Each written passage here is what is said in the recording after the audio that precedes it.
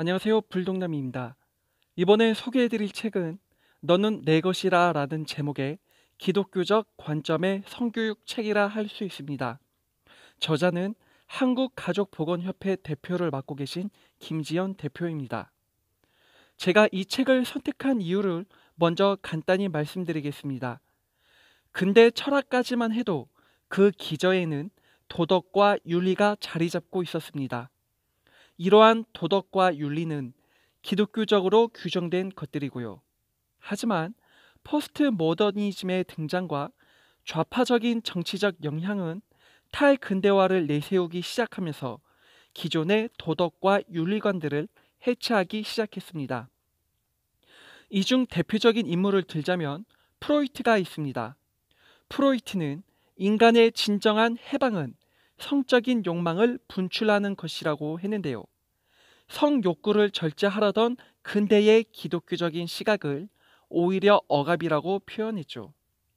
프로이트의 이러한 태도는 성을 단독적이고 독립적인 성으로 만들었습니다.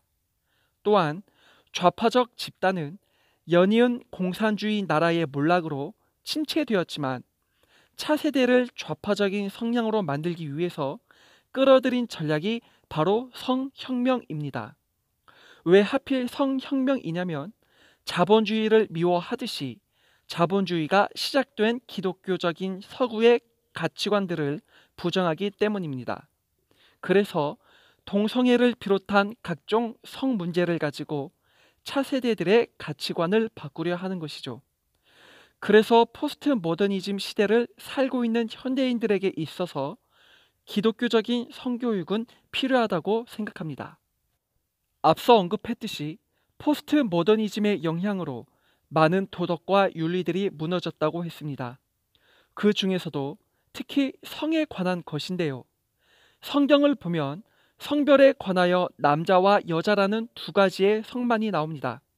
이 말은 남자와 여자의 성별 외에는 그 어떠한 성이 없다는 거죠. 하지만 무섭게도 공교육 현장의 성교육을 보면 남자와 여자 외에도 다른 성이 있다고 가르칩니다. 그리고는 인생의 주인이 각 개인에게 있기 때문에 성적 결정권도 본인에게 있다고 말하죠. 이 역시 성경과는 반대되는 것입니다. 성경을 보면 인생의 주인은 자신에게 있는 것이 아니라 여호와 하나님께 있음을 알 수 있습니다. 남자는 모름지기 남자일 뿐입니다. 남자는 절대로 여자가 될 수 없고 옷차림 역시 마땅히 남자다운 옷을 입어야만 하죠.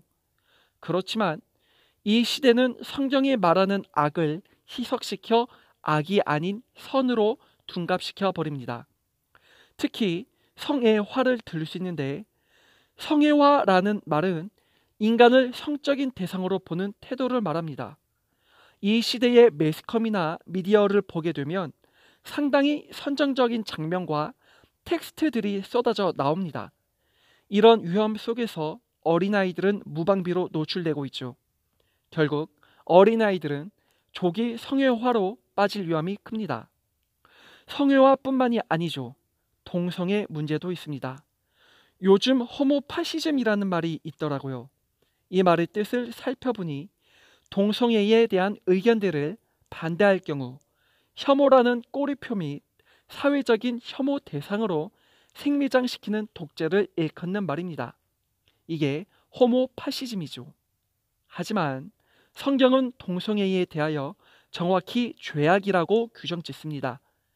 동성 간의 음행은 순리를 거스르는 것이고 음욕의 죄악 아래 행해지는 것들입니다.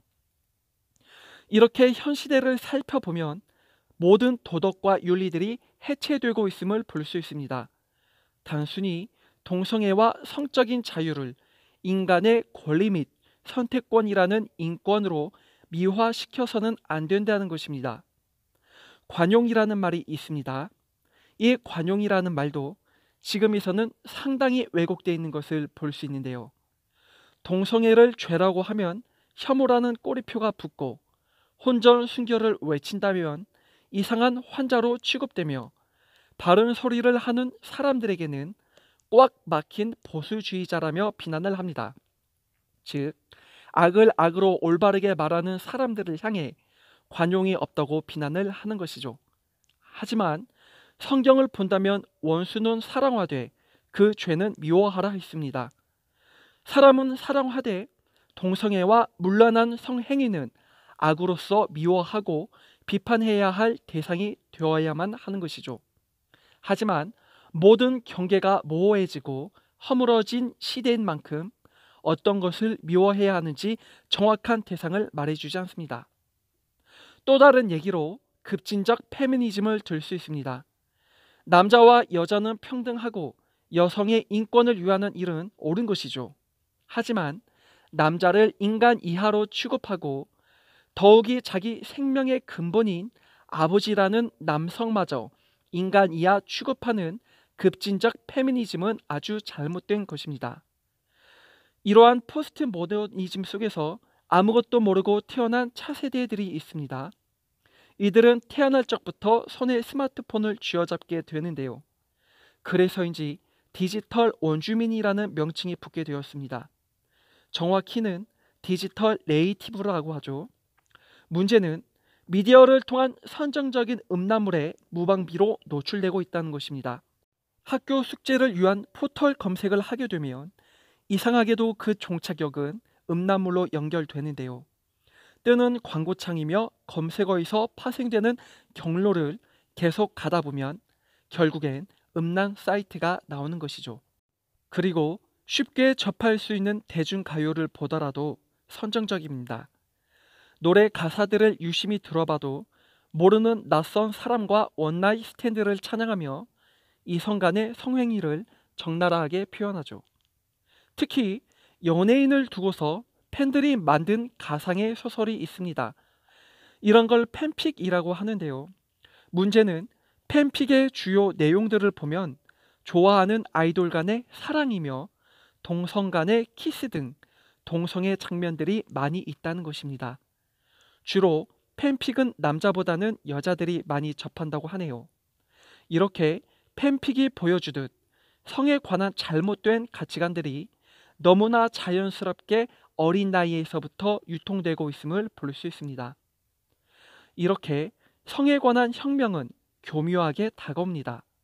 그런데 과연 성에 대한 결정권 그리고 성 욕구 해소를 위한 무분별한 성관계들이 인간을 만족시켜 줄까요? 절대 그렇지 않습니다. 실험 결과만 보아도 자기 마음대로 성관계를 해왔던 사람은 결국에 심리적, 정신적, 육체적으로 망가진다고 나와 있습니다. 그리고 음란물을 볼수록 성적 범죄로 커질 위험이 있다고 하네요.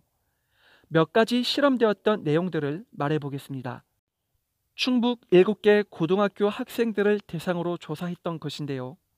이 중에서 음란물을 3시간 이상 시청했던 인원 중 약 35.7%가 성추행, 강간, 준강간 같은 행위를 저질렀다고 했습니다.